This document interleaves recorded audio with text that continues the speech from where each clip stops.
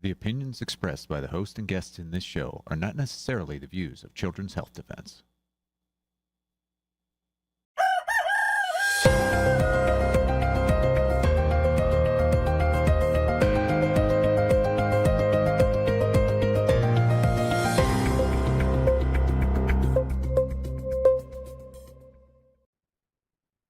Good morning, America. Good morning, world. Good morning, CHD. Welcome once again. My name is Michael Kane. I am the Director of Advocacy here at Children's Health Defense. Today, we're focusing in on Florida, some major things happening there. The Florida Medical Freedom Act was attempted to be hijacked with a bad amendment yesterday. And then after that, we're going to have Putting Farmers First with Meryl, Nass, another great hour here at CHD TV. Stay tuned for the whole thing. First, let's focus in on Florida here. There was a big action alert that went out late last week. Urgent action alert from CHD Florida chapter. The no mandates bill in Florida has been hijacked. Well, there was an attempt made to put in a bad amendment. Let's show a little more of that action alert. This was voted on yesterday, where they were essentially making it not a no mandate bill. Essentially, this amendment was going to just flip reality on its head. Look at some of this: impose impossible access barriers that effectively deny exemptions. So the good news is we were successful on this. Your phone calls, your attention to this. I do believe Brianna Latipo actually jumped into this. Yes, she did. And she made sure that people know about this and retweeted the CHD Florida action alert about this.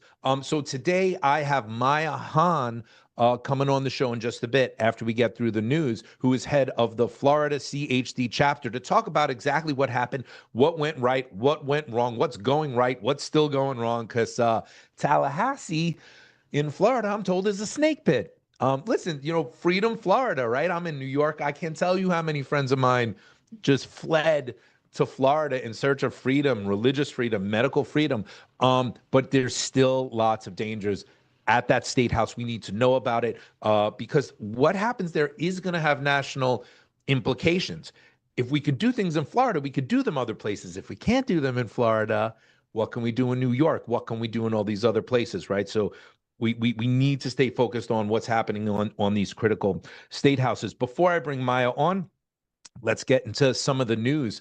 A lot of people know CHD has launched a RICO action against the AAP. Well, the same day it was announced, ironically, Ken Paxton actually announced an investigation into unlawful financial incentives related to childhood vaccine recommendations. This is phenomenal because CHD's case is from a private nonprofit. This is from an AG.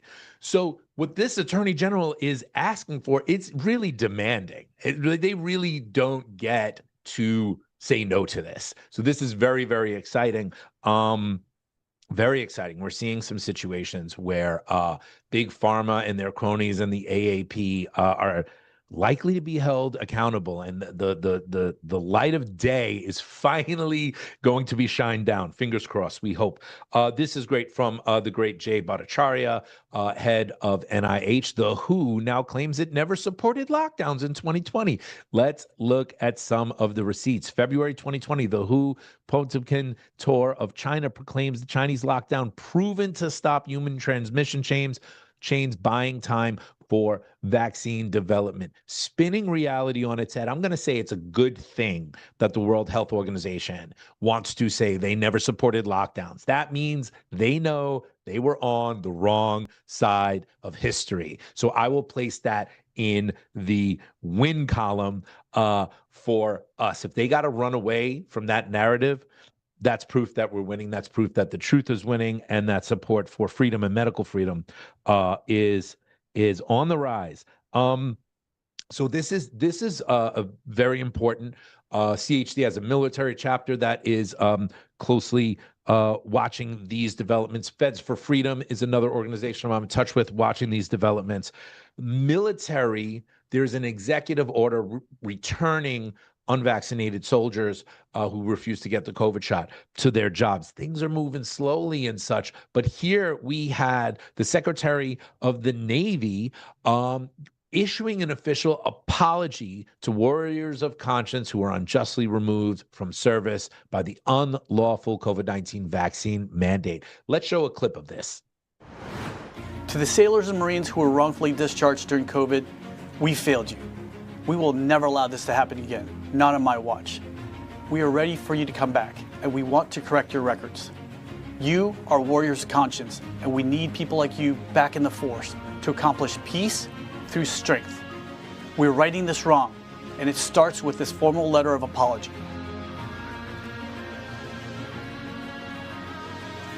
Semper Fi and Huya.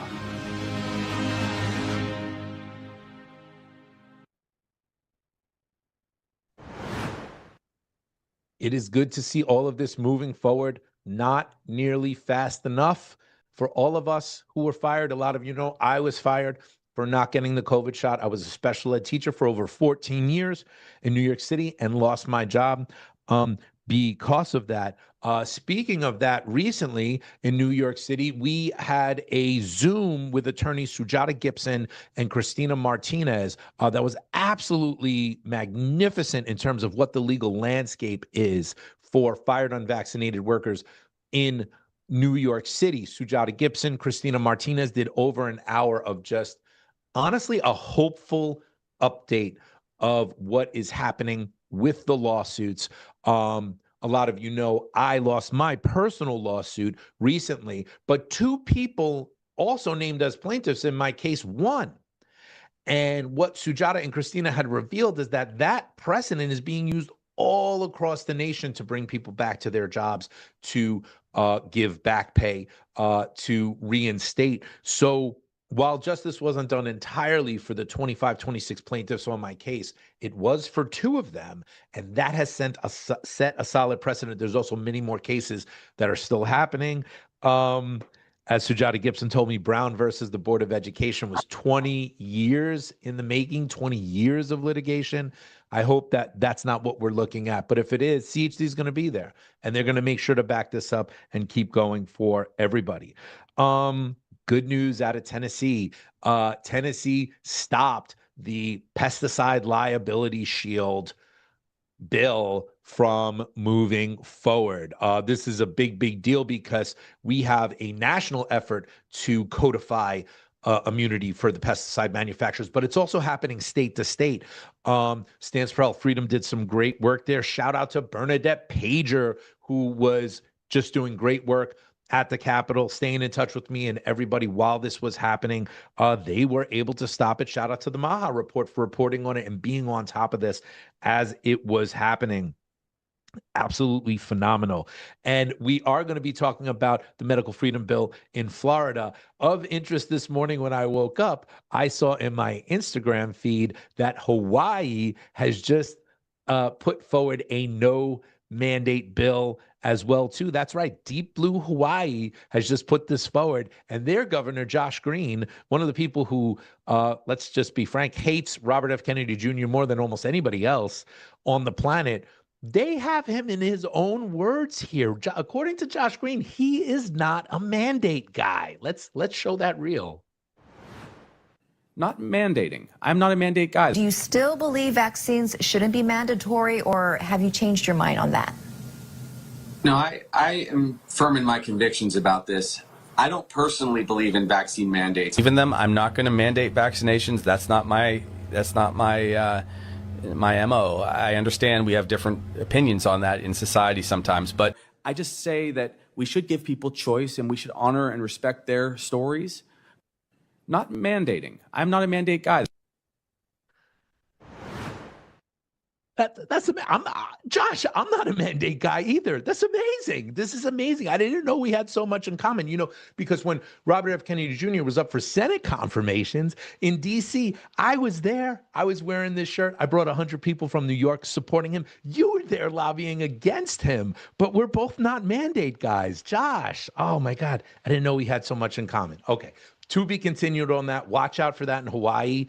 Big power move in Hawaii. Hold Josh Green to his word. If he's not a mandate guy, he could sign the No Mandate Act in, I almost said Florida, in Hawaii. Speaking of Florida, I'm going to bring on my guest now. We have the chapter leader from CHD Florida, Maija Hahn. Maija, it's so great to have you on the show today. How are you doing this morning? I'm great, Michael. After yesterday's whirlwind, much better, sigh of relief, but the pressure's still on here in Florida. Yeah, I know the feeling. I'm in New York, and we've had definitely crazy times in Albany, in the snake pit that we have up there.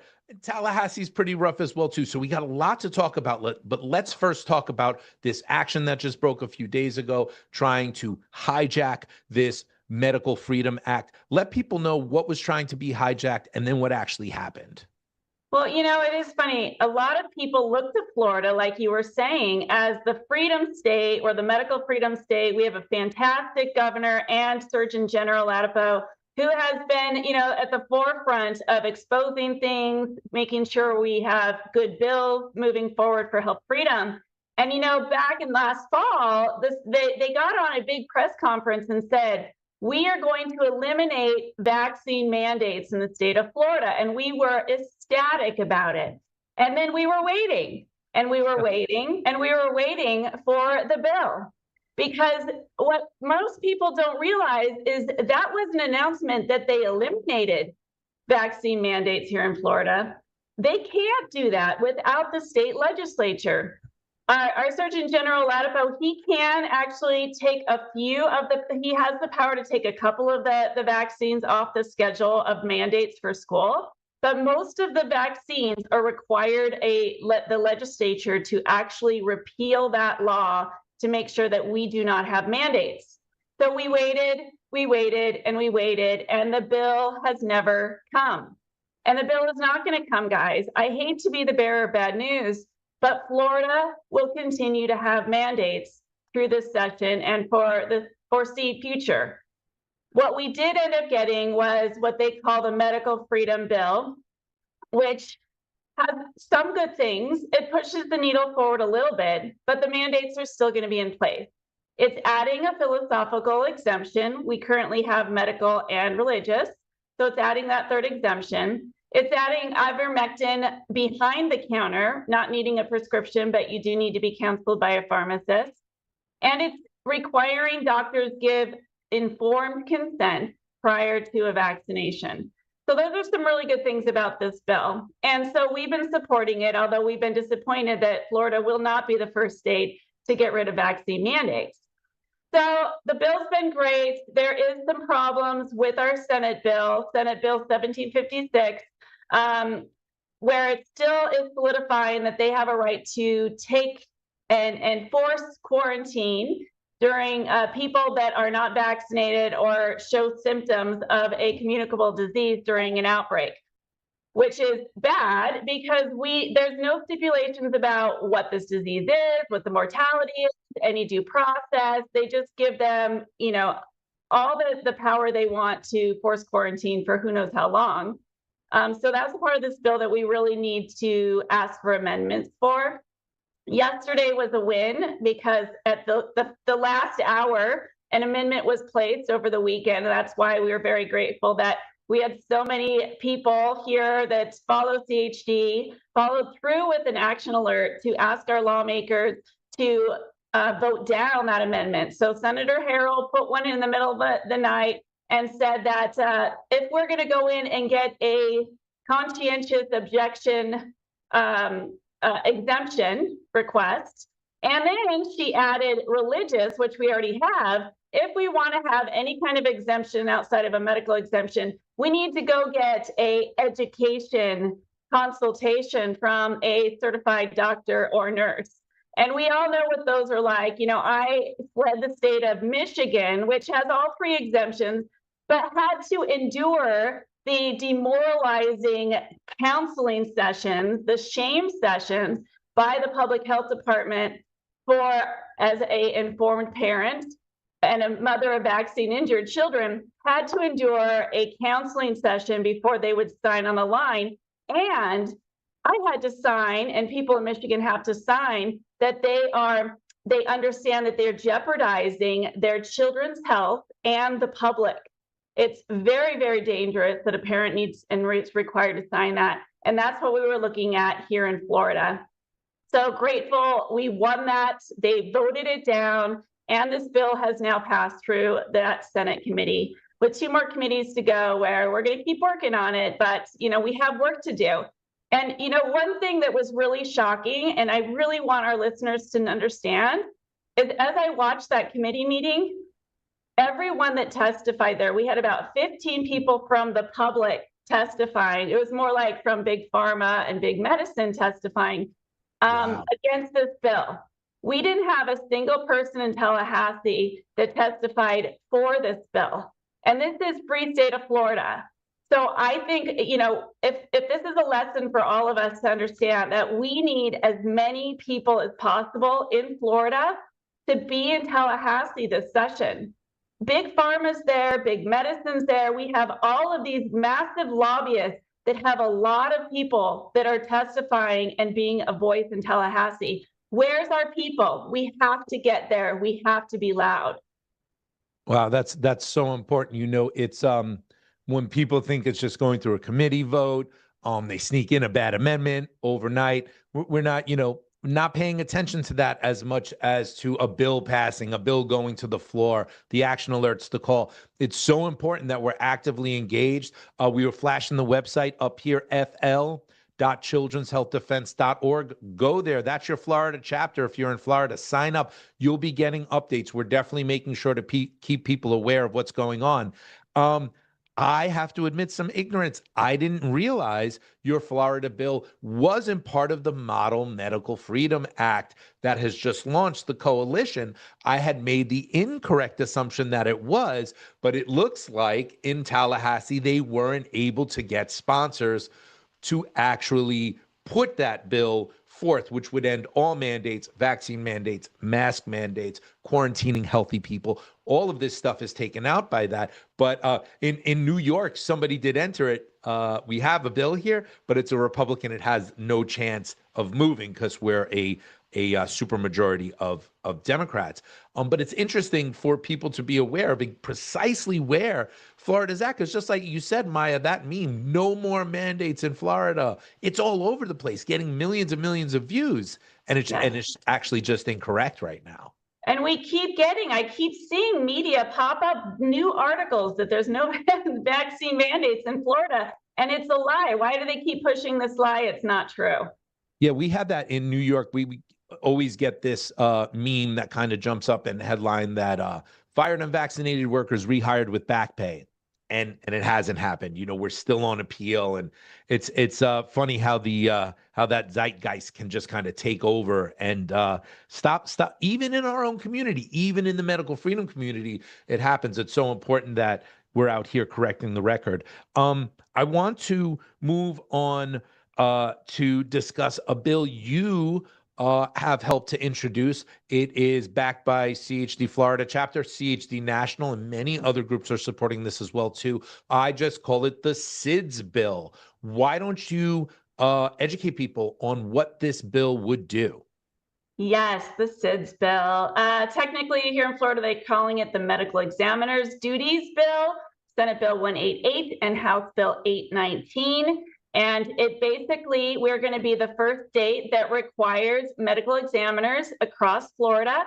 If there is a sudden and unexpected death in a youth, meaning 20 years or younger, that medical examiner must do an autopsy. They must test and check for toxicology. And most importantly, they must look and report if there was any recent vaccinations in the last 90 days.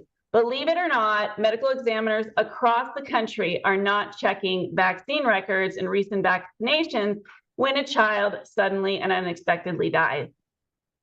I love this act because it's novel and it's simple. They don't have to do anything necessarily. The coroner doesn't have to say this vaccine was causative.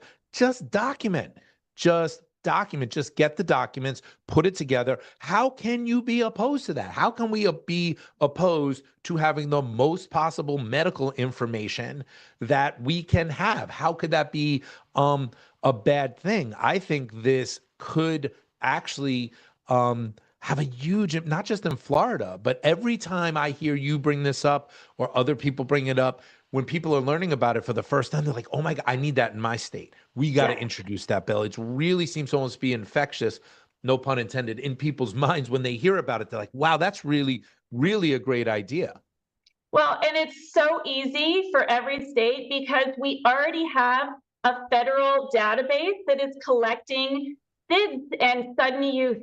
So the reason why we didn't just pick SIDS, which is a 12-month-old infant or younger, but we actually went to 20 years and younger because the CDC already has a database that states can incorporate and file these reports, and they can be blinded, so it's protected, HIPAA information, and they can report these sudden unexpected deaths and include the vaccine record, and that gives an amazing amount of data for researchers to collect and start looking, is there any correlation between, sudden unexpected deaths and vaccines, vaccine lots, and so forth, that we just have not had access to yet. So yes, why wouldn't every state adopt this to finally look, and maybe we have some answers for families that have never gotten answers? Yeah, I agree completely. And that's a great distinction that you make. SIDS, SIDS, sudden infant death syndrome, is different than SUDC, sudden unexpected death in childhood, which I believe is 1 year and older. There might even be a couple other acronyms as well too. Yeah, in youth. And so it's in youth. So that will be 20 years and under. Yeah, so lot of different categories for this thing, but nevertheless, it happens to kids at age 2, 3, 7, 15, right? I mean, we have seen this where there is a correlation to what and maybe it's not in every instance. We don't know. We don't have the perfect data sets, really, really strong data sets. Isn't it interesting that we have it, but we don't have it, right? We have it there, but we haven't correlated it the right way. Well, and really, we just not have been collecting the data. I mean, I had a team of people across Florida calling every single medical examiner's office, asking them what their protocol was for SIDS cases and sudden unexpected death, and none of them are looking at the vaccines. None of them. So this is a problem, and I'm sure it's a problem across the entire country. Thankfully, here in Florida, we already have a bill that requires, or a law that requires medical examiners for SIDS, 12 months and older, to do 12 months and younger to do an autopsy, which is one of the few states in the nation, actually. If a child dies suddenly and unexpectedly, why is it required to investigate that death further? Why aren't they looking for encephalopathy? Why aren't they looking for toxicology? They're simply not looking across the country, and it's time we start looking. Yeah, I agree completely. Thank you for your leadership with that bill. I can sense in our community that there's a wave of sparks going off in a lot of the thought leaders' minds around this since this bill was introduced. So definitely great work. Lastly, I want to cover this as well too. There is a chilling free speech, anti-free speech amendment in one of your bills in Florida related to big chemical and related to pesticide companies. I just learned about this a few days ago. I'm sure the majority of our nation is unaware of this. We have been focusing a lot on the federal efforts to give immunity to pesticide companies. We focus on some states as well too, but this one is novel. This one targets speech. Tell us about this, please. Sneaky, sneaky, sneaky. That's why we always have to have our eyes on Tallahassee, and we cannot look away. Absolutely. And it's, again, another farm bill. Last year, we had that liability farm bill, and we were lucky that we were able to stop that and not moving through our legislature. But now, again, we have another farm bill, the Department of Agriculture. All the time, these farm bills are massive. They're huge. They're pages and pages and pages and sections. So it's difficult for our lawmakers to dig into the weeds of it, right? Especially when an amendment comes up and they just haven't seen So now we have, it's Senate Bill 290 and House Bill 433. Those are duplicate bills. Here in Florida, we have to have two of the same bills go through both houses before they are, go into law. So this bill basically on Section 48 of SB 290 and Section 47 of HB 433, please mark that down if you're in Florida because we need you to be active. It gags us consumers from speaking about our food concerns. I repeat, it gags us. If we dare speak out about any potential contaminants in our food, is our cattle being injected with an mRNA vaccine? What are they being fed? What are the possibilities that toxins are getting, into our children? That gives the agricultural corporation the right to sue us to high heaven. We wouldn't be able to afford it. We are completely gagged from being able to speak about what could possibly be in our food because this gag order on these sections. So we're asking, please. That is one of the craziest things I have heard in a long time. And Maija, we've heard some very, very crazy things in the past 10, 20 years related to our food, related to big pharma, pharmaceutical interventions. They'll actually allow consumers to be sued, be liable to be sued by major multinational corporations, some based in foreign countries, if we criticize the chemicals, if we criticize what they're doing to our food. That's madness. It is unbelievable, and we have to stop it. The craziest thing is this bill has already passed through 3 committees. Oh. That means that it only has one more stop, guys, and that is on the Senate floor. So we have to get loud. We have to call the senators. We have to make them aware of this, and we have to take this out of this bill. This can't happen. I can't even imagine not being able to talk about the chemicals in our food. It's just madness. So in Florida, follow fl.childrenshealthdefense.org. On X, let you follow them on X as well too. I believe they are at FL Children's HD.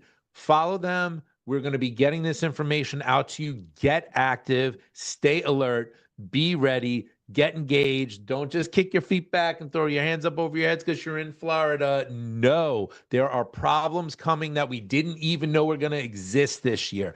Maija, we're out of time for this segment, but thank you so much. Thank you for the great work that you're doing. And I'm sure we'll have you back on again before this legislative session ends. Thank you, guys. Thanks so much, Michael. Appreciate you. Thank you so much. Freedom, Florida, some great stuff going on, but it is a battle. It is 100% a battle, and it's a battle you need to be engaged in. And we have a lot of great organizations making sure we stay engaged, making sure we stay educated, that we stay knowledgeable. We have Children's Health Defense. We have Stands for Health Freedom. We have Maija Action, and we have more. You should be following all these organizations. Pay attention to what's happening in your state. 2026 could be an amazing year for us. But you have to be in it to win it. You have to be engaged. Don't go anywhere. Stay right where you are because, as usual, on most Tuesdays, I get the honor and privilege of passing it off to the legendary, the remarkable Dr. Meryl Nass.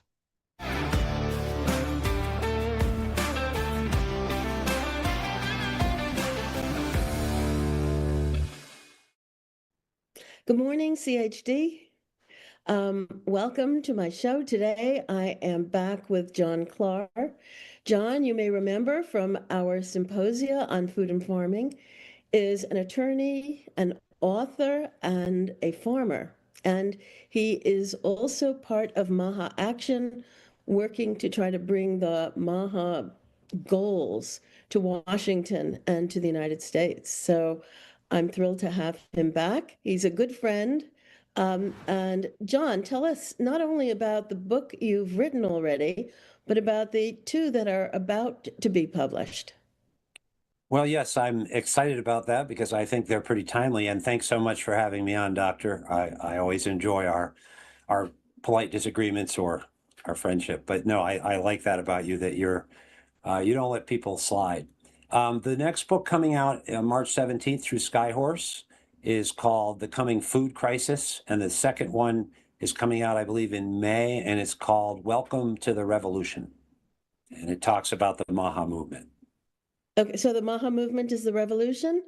Is the revolution. The first one, the Coming Food Crisis, is about how globalists and climate alarmists and activists are waging a war on our farmers. And tell us about the second one.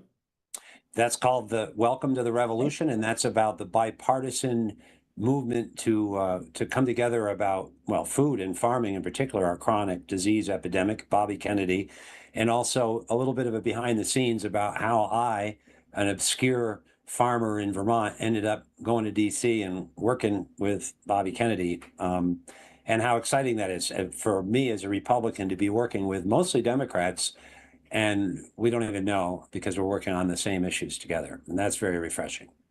I will remind the audience that you used to be a Democrat, and it wasn't that long ago. Yeah, I'm a walk away. I don't apologize anymore, but I voted for Barack Obama twice, and as you might recall, one of the reasons I was disenchanted with him and the party was that he didn't deliver on promises related to food and farming, particularly with, Monsanto and, Wall Street and Big Ag and labeling. He just really was on the wrong side. Tom Vilsack, he appointed. I mean, so there, I get to say so because I voted for him. Well, yeah, I voted for him once. And I will say that Obama, what he said and what he did were two different things. He was a totally corporate. And our current president, Trump, also came out as a populist, talked about doing all kinds of things for the people. And yet much of what he's done has also been corporate, has been helping. And in terms of food and farming, he's been helping the agricultural industries like Bayer Monsanto, whom he suggested to the Supreme Court should rule in favor of Bayer and prevent people from suing the company if they feel they've been injured by glyphosate or other pesticides that Monsanto Bayer produce. And what I want to do is to get Trump back to the populism that he espoused when he was running for office. And I think it's critical that he do that if he wants to win the midterms. And I think he is slowly realizing that that's the case, because when he met with all the Republican members of Congress at the Trump Kennedy Center a couple of weeks ago today, he told the members that if they lose the midterm, he believes he will be impeached again. And others are saying that he might even go to jail. And so that is not, he doesn't want to have to spend the rest of his presidency fighting impeachments or winding up in jail. And so he has to become more popular. No, he's got a real popularity problem right now. There was a New York Times Siena poll last week. And when people are asked about the job Trump is doing in terms of the cost of living, only 34% approved and 64% disapproved. So Trump said he was going to help us with affordability, particularly as regards to food. And yes, he has reduced the price of eggs. Bird flu is no longer top of the agenda, but he has not reduced the prices of anything else. And in fact, beef went up over 16% last year in cost. So what can we do to get Trump to take this seriously and start coming up with policies that will make the American people happy and solve the affordability problem? Eliminate the mainstream media who lie about everything he does is good. That would be one thing. But short of that, because that would be tyrannical, that I am a big fan of the Maha movement. And as I emphasize, it needs to be bipartisan, because the corporate interests that are destroying our food supply and our health are bipartisan. Both parties have historically been known to support them. And my book, Small Farm Republic, published in 2023, was a political prescription for how Republicans and conservatives could lead on the environment by just supporting regenerative agriculture. And here we are. That's what Maha is. And, Maha divides Americans over vaccines, but it unites them over food. And so, yes, I am hopeful that this administration will start to pledge more. There has been movement, as you know. There has been and I think you can help organic and domestic food supplies, or just food in general, with the small farm and the large farm. It doesn't have to be an either or. In fact, that's just another dichotomy that leads to infighting and inaction. And I'd have to defend the president a little bit on some things. For instance, there's often the claim, well, Biden gave us inflation, we inherited it. He definitely inherited a problem with a beef herd crisis, and he did not create that. And he's in a very difficult Scylla and Charybdis, where he is called upon to bring down beef prices while getting better returns for our farmers at a time when the beef herd, as you know, is the lowest it's been in over 70 years. So that's not a problem that you turn around overnight. Well, that's absolutely true. I would disagree that the problem is the same for big farmers and small farmers. I think the way regulation and subsidies have been set up at the federal level, the largest farmers have way disproportionately benefited from subsidies and from that the taxpayers are paying for, and the small farmers have been harmed by regulation and benefit almost not at all from subsidies. And so I think it's important to talk about small farmers. The vast majority of American farmers are small farmers. They're the ones we have to help. We're losing 63 of them per day going under because the crisis in farming is so severe, because it is the middlemen who are getting the profit. In case of beef, it's the meat packers. The grocery stores are doing very well. The junk food manufacturers are doing very well, but the small farmers have been losing money each of the last 5 years. And according to USDA, they've lost $1,000 to $2,000 a year and are only managing to get by because at least one person in the family is working outside the farm and bringing in an income. So, and there are a lot of jokes, about, what does a farmer do when he wins a lottery, right?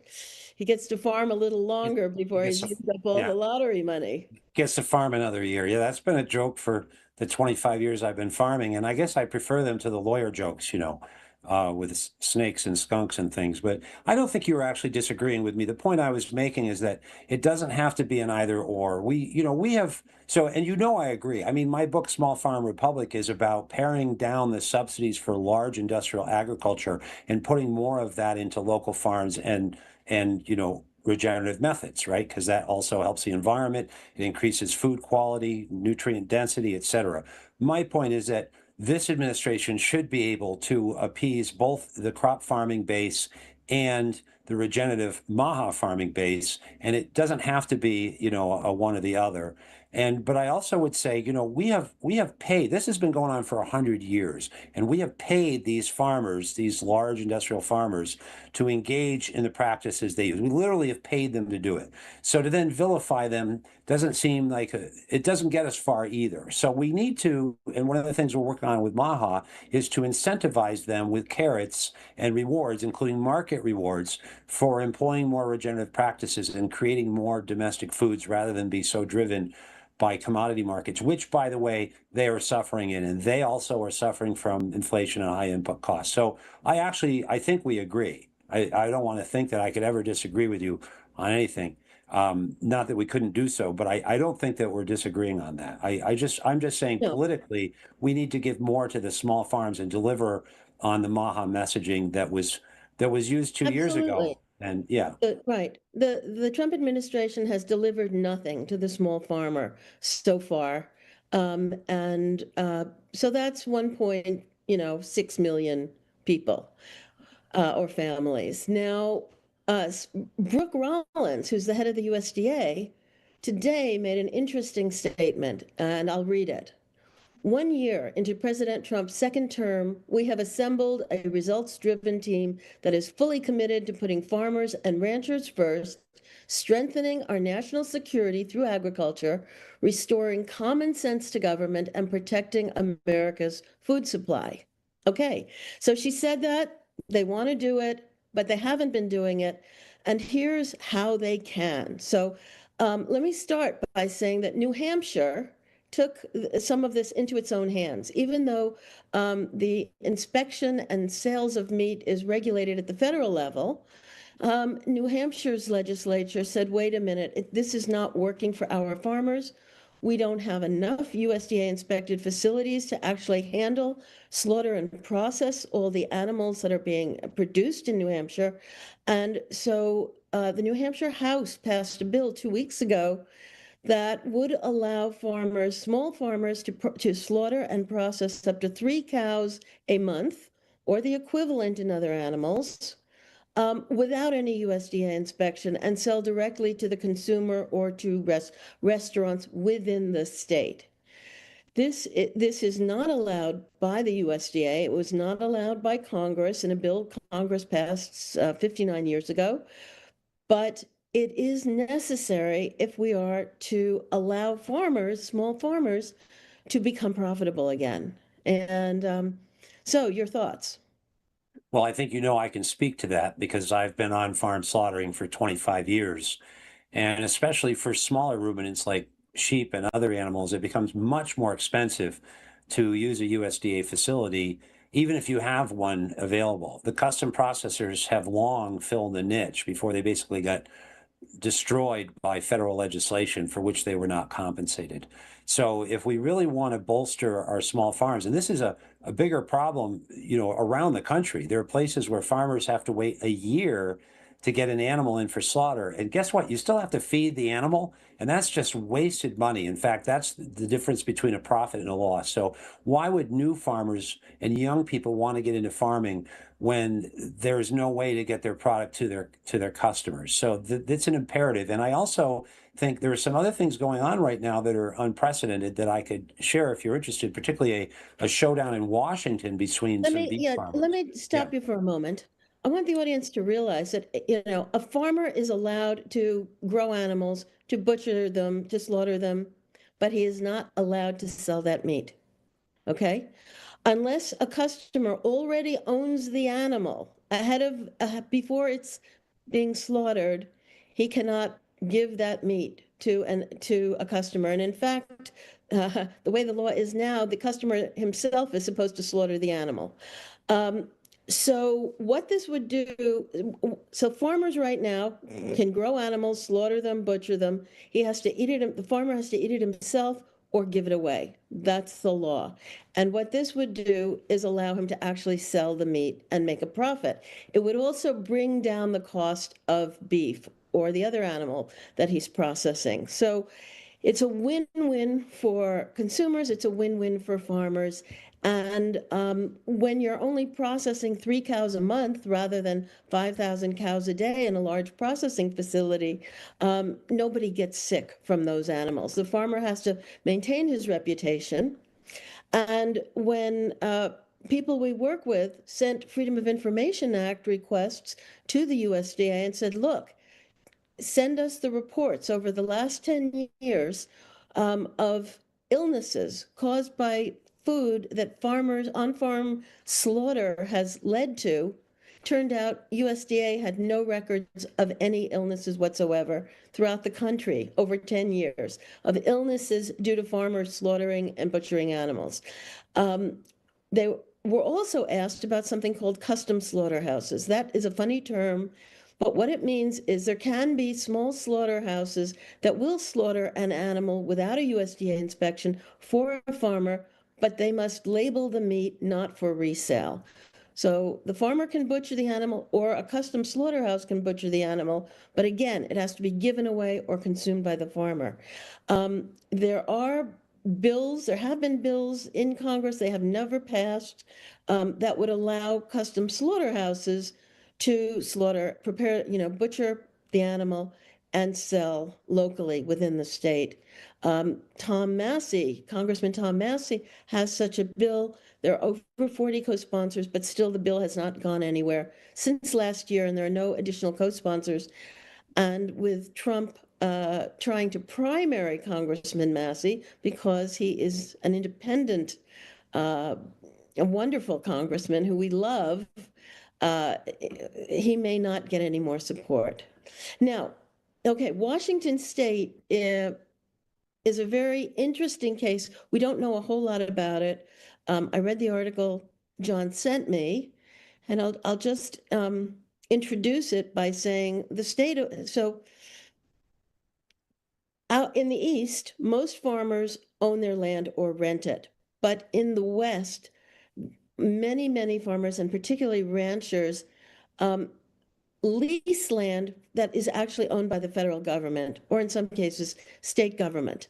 And both state and federal government has, in many cases, started telling the ranchers and farmers that they're no longer allowed to lease this land, even if their family has been on it for generations, and they were under the impression that the lease was, indeterminate, it was going to last forever. Suddenly they're being told, no, they can't use that land anymore.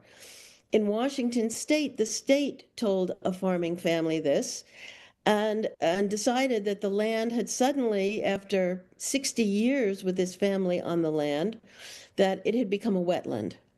And interestingly enough, Brooke Rollins got involved and supported the farmers against the state government. So, John, want to add to that? Well, sure, and that's what I was going to point out. I mean, aside from the details, that's a seismic shift. And my point before that I was going to make is that, to me, is a signal that Brooke Rollins may also turn a blind eye or even support New Hampshire's effort or help push some legislation to let farmers and their customers have the liberty again, like in Maine with the food rights amendment to your Constitution, Article 1, Section 25, I think, was, more states, West Virginia is looking at that right now. There are other things going on. Brooke Rollins came in too, and it helped end a criminal prosecution of a couple in South Dakota who were using federal lands for their livestock. And there are a lot of nuances to that case in Washington, but it is unprecedented for the federal government to get so involved at that local level to support a pretty much a small farm. And even the EPA has got involved. So, this to me is an indication that there is a sea change within the administration. Brooke Rollins, I do think, gets it. I think she was given a directive to support the large farmers who were struggling with soy and corn prices. But she also announced, I think on December 9th, a $700 million package that is to support regenerative farming. And there are other things in the works, I assure you, that will be helping more regenerative and small farms. And so that's why I think New Hampshire is it's sort of at the forefront of what you might call a Horton hears a who. It's people crying out and saying, look, we're sick of this. You're destroying our local economies. And by the way, I raise and sell on-farm slaughtered meat to my customers. The meat is healthier. It's not even just less likely to be tainted with pathogens. It's grass-fed meat in our case, not always, but it has more of the good fats, more of the things needed to satisfy this new food pyramid. So it's a health issue, it's an economic issue, it's a liberty issue, and it's a states' rights issue. I think it's here to stay, and I'm hopeful that the administration will deliver more for our small farms. Well, it's a national security issue also. It is, because yes. We are now a net importer of food. $50 billion of food imports into the United States last year, which is a record. Most of the time we were exporting food up until 2022, and we have become a net beef importer as well. And so, if what do you call them? Supply chains fail as they did during COVID, what are we going to do when we're $50 billion of food short? We have to start producing more. And as Brooke Rollins said, the government has to behave with common sense. And so it is just common sense to let people locally produce food. The consumer isn't being forced to buy from the local farmer. The consumer can still go to the grocery store and buy meat from, we don't even know what country it was produced in. Certainly, it almost certainly wasn't grass-fed throughout its life. But to give the customer the opportunity to buy from a local farmer and the customer knows that farmer, knows what kind of management has been going on, and chooses the animal because it's healthier. The other issue is you don't have to put your animals into a truck and sometimes truck those animals hundreds and hundreds of miles away. As I said, in New Hampshire, there are only 4 USDA processing facilities in the entire state. So New Hampshire has never been able to provide the slaughter and processing capacity for the state that was needed. So many farmers have to truck their animals out of state. In Maine, it's the same problem. It just makes sense. It will help the consumer, and New Hampshire is the tip of this spear. So the House has voted in favor by 65%.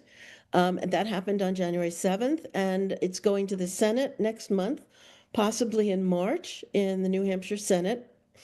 And we need this to pass in the Senate as well. And we need Brooke Rollins to make good on her promises to put farmers and ranchers first, strengthen national security, use common sense, and change the way USDA has been enforcing regulation of animal slaughter in this country. Well, here, I agree. And you're right about the animal welfare, not only the humane methods of slaughter, but my cows never enter a truck. And trucks, people may not, the animal suffers. So the animal is also exposed to pathogens from other potentially sick cows. The stress of the trip, especially with swine, actually increases cortisol levels and makes the meat tougher and less flavorful.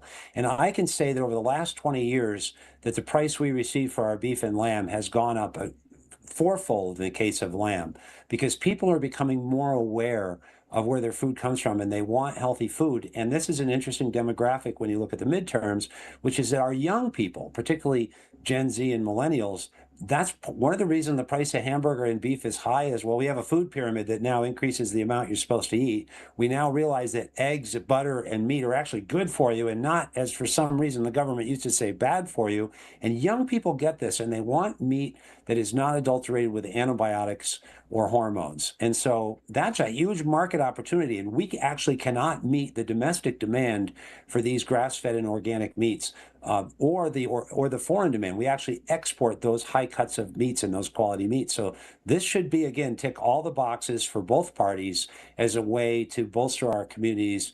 And it is a national security issue, not just for food supply, but for food quality and health. You mentioned the imports. We have more than doubled the amount of foods we import that are highly processed. And a lot of these foreign goods that are labeled organic or grass-fed are not. And we don't have the oversight to determine whether they're adulterated with chemicals or other, labor problems or animal treatment. So we need to bring it home. All right. Thank you so much. If the audience has Trump's ear or Brooke Rollins' ear, or if you're from New Hampshire or you know somebody who is, let's move this along. Let's encourage the Trump administration to help our farmers, help our eaters, and turn this whole food system around so it makes sense. Thank you very much. Thank you.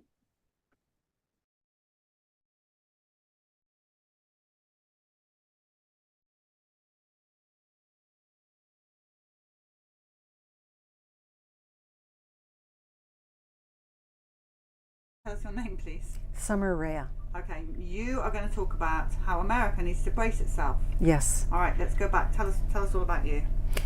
So I'm Canadian. I got my green card in 2013, was happy to have it. I married an American, was happy to keep my green card. And then, as all the lockdowns started in Canada, the country I once loved and knew well, I was no longer proud of. So I was happy to get my American citizenship, which I got 2 weeks ago.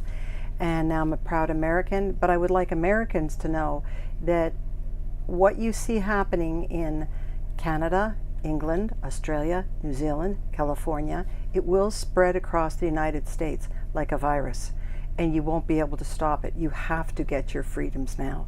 In Canada, my father died during COVID. I had to get permission from the government to attend his funeral because I had traveled from Arizona up to Ontario.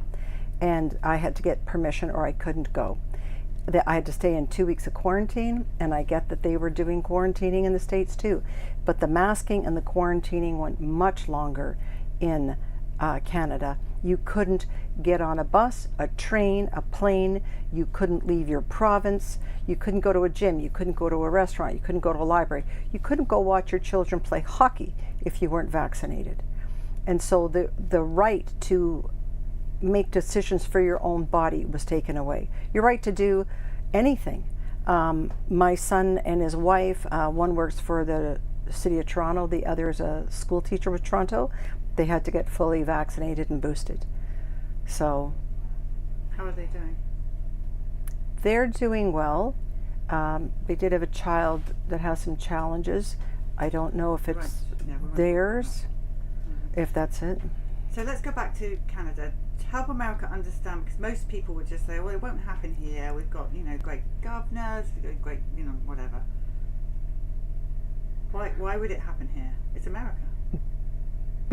Okay, it's like the boiling frog. They take it away in tiny little things. It's like when 9/11 happened. Well, now you had to take your shoes off and your belt off, and now your eyes are getting scanned at the airport, which I refuse to do. And it's just one more step and one more step. And how can we lock you away and you won't realize we're taking away your freedoms one little increment at a time? And I'm telling you, yes, it will happen. I never thought that they weren't going to let me back into the country. And they were holding my passport, and I said, you do realize I'm a Canadian. They have the right to do whatever they want. You have no say anymore. You will be an animal in a pen.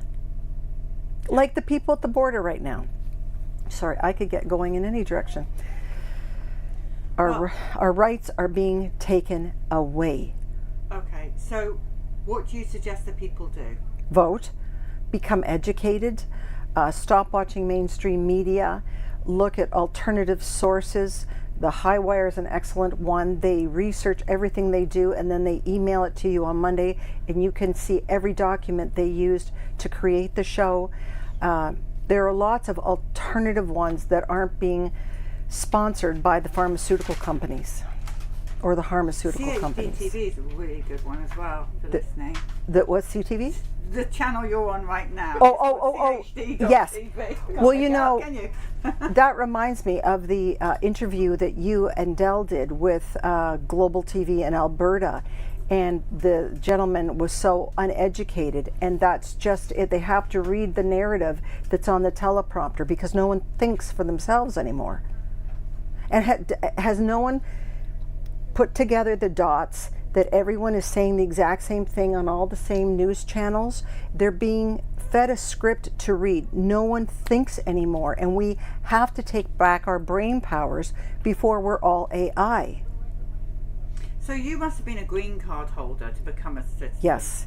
So why did you feel you had to do? Couldn't you just carry on being a green card holder? What was the deal with why you became a citizen? I wanted to be able to vote. Yeah. And so when at the ceremony they asked for 3 people to get up and speak, and although I didn't have a rags to riches story, I didn't have a refugee story like the people before and behind me, mine was to tell Americans, vote. That's why I got my citizenship, so I could vote in the 2024 election, because we will make the difference of who's governing us, and we need someone who thinks. Okay, and we're not going to talk about who we think you're going to vote for because we're not allowed to do that. We're 501c3, remember? So we won't do that. But you're right.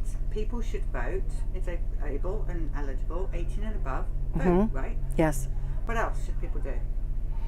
You really mean this, don't you? Oh, I you do. think America's in trouble?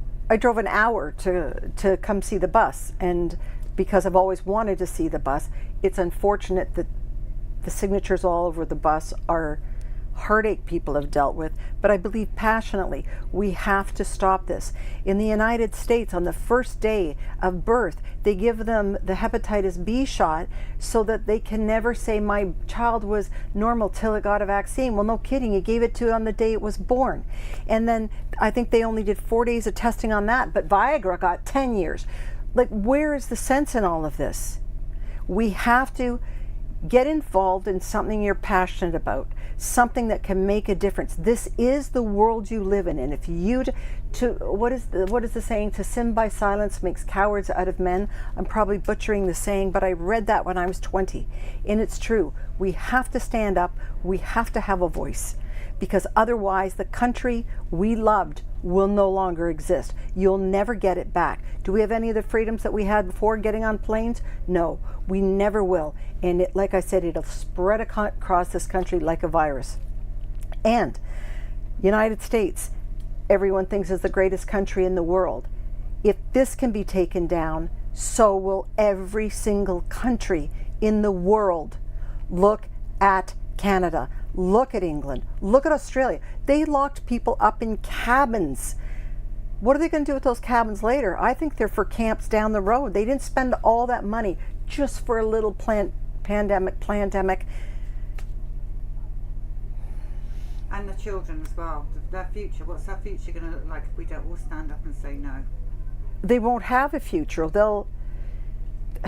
As Bill Gates has said more than once, we are going to reduce the world's population through vaccination. Does anyone listen to that sentence? We're going to reduce the population. So basically, we're going to kill you through vaccinations. Wake up. Anything else you want to tell the people?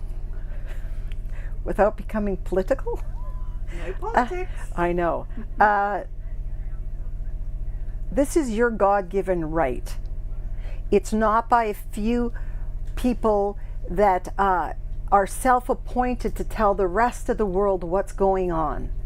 And we have to, they can't stop all of us.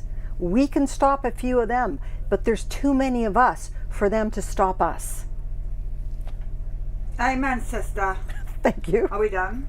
Yes. Thank you. That's awesome. This and all CHD TV programming is made possible by generous support from viewers like you. Please consider making a contribution today to keep our programming going strong. Thank you.